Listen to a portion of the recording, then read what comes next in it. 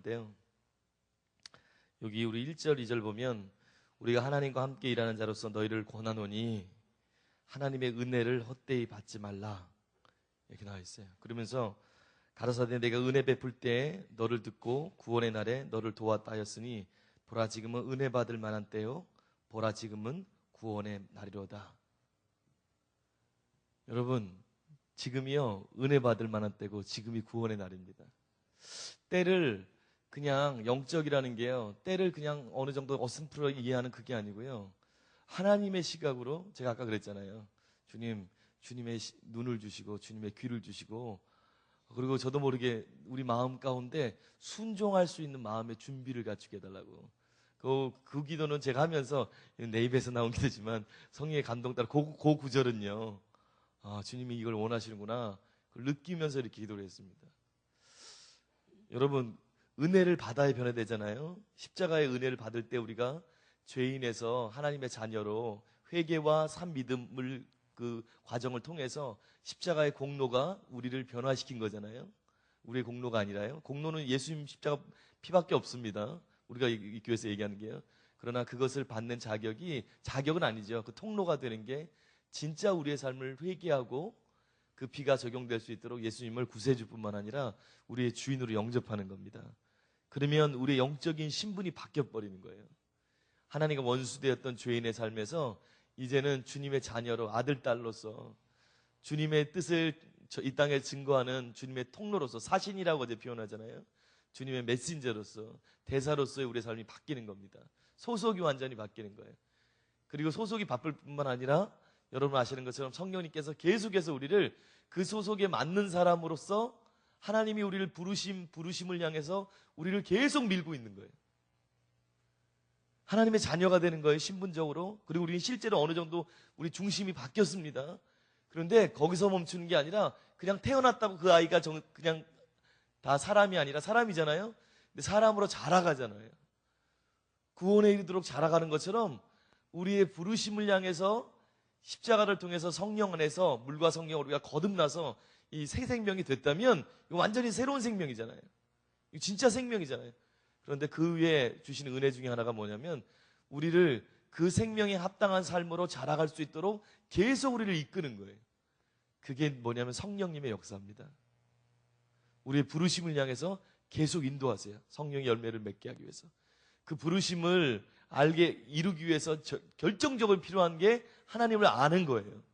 왜냐하면 우리가 도 닦는 게 아니고 신앙생활은 어디서 무엇을 배우는 게 아니라 하나님과의 사귐이기 때문에, 그분 자체가 길이고 진리고 생명이고 빛인데 그분과의 사귐이기 때문에 그분을 알아야 되는 거예요. 그러니까 성령님이 계속 하시는 게 이 땅에서 예수님께서 말씀하신 것들을 기억나게 하시고 깨닫게 하시고 생각나게 하신다고.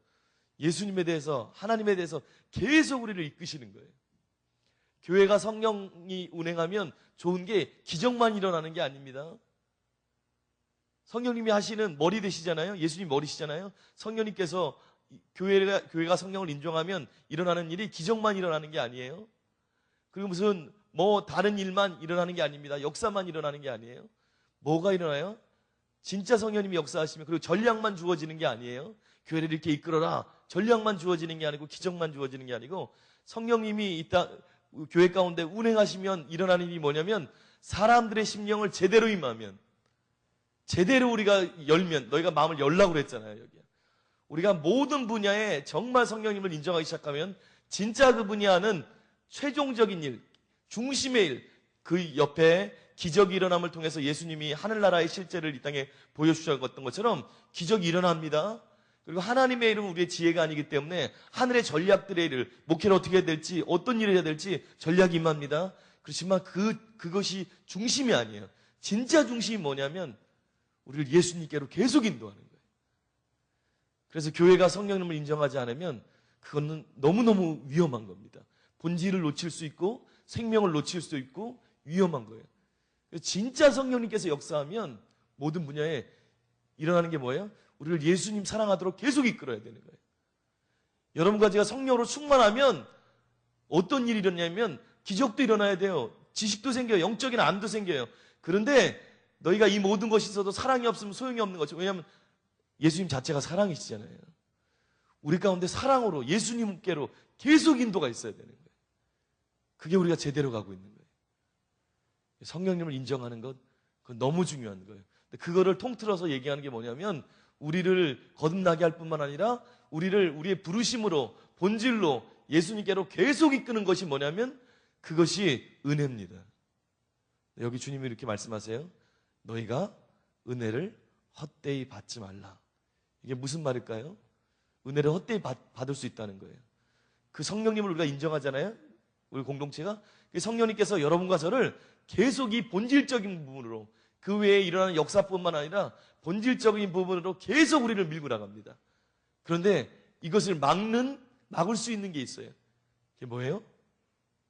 자유의지가 이깁니다. 변 목사님께서 음성 들은 것처럼 자유의지가 이긴다. 무슨 소리예요? 성령님을 막을 수 있는 유일한 길은 우리입니다. 너희가 은혜를 헛되이 받지 말라. 은혜가 있어도 그게 마치 물을 붓는데 독이 깨져 있으면, 그릇이 깨져 있으면 계속 세잖아요. 세게 할 수 있는 요소가 있는데 그게 뭐냐면 성령님이 아무리 역사해 주셔도, 저도 마찬가지고 여러분도 마찬가지고 우리가 할 수 있는 게 뭐예요? 우리 스스로 방해할 수 있는 거예요. 여러분, 누구죠? 인도의 선다싱은 너무너무 귀한 분이잖아요.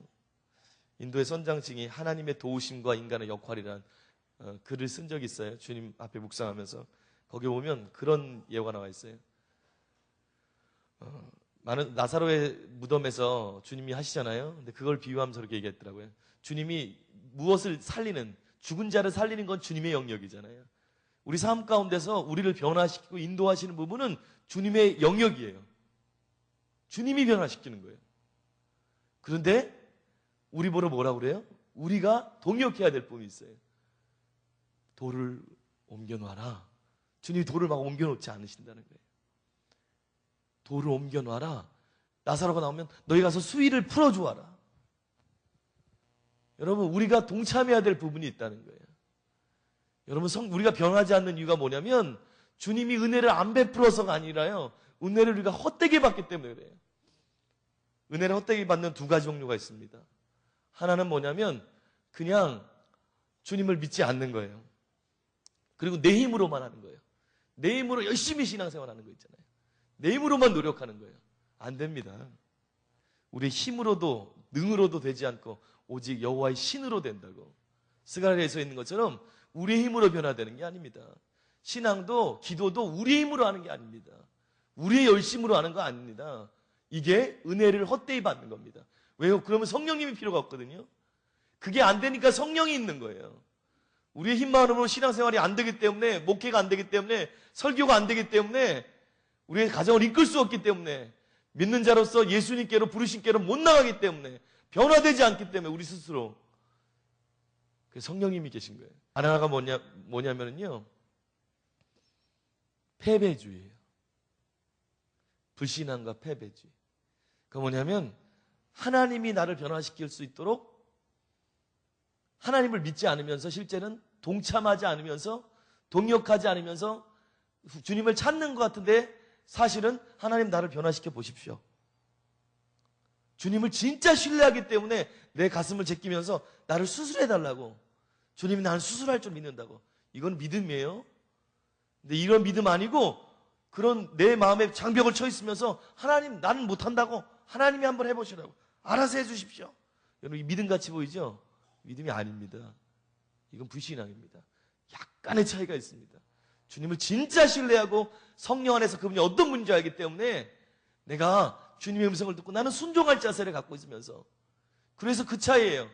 릭조어너가 쓴 글에 보면 하나님을 아는 사람과 알지 않는 사람은 순종할 자세가 진짜 있느냐, 뭐를 얘기하든지, 아니면 내가 원하는 것만 순종하고 딱 맡길 수 있는, 내 입맛에 맞는 것만 딱 순종하고 내 입맛에 맞는 것만 회개하고 변화되고, 그렇지 않은 것에서 딱 맡고 있는 거.